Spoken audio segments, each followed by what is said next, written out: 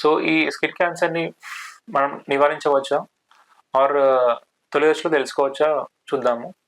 So పుట్టుమచ్చలు అనేవి మనం చాలా కామన్గా చూస్తుంటాము, అది అందరిలో ఉంటాయి. అండ్ దానివల్ల ఇది రిస్క్ అనేది పెరుగుతుందని చాలా రేర్ అది.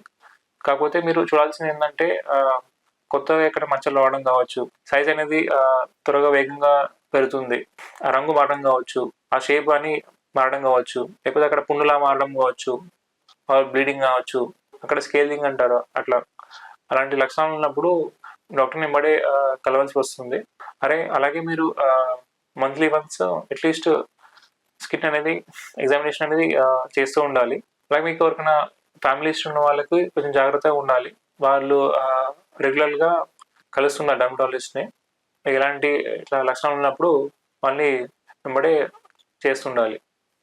అలాగే ఇది యూవీ రేస్ అనేది ఒక ముఖ్యమైన కారణము. సో ఎండకి సన్ ఎక్స్పోజర్ అనేది కొంతవరకు తగ్గిస్తే బెటర్ ఉంటుంది.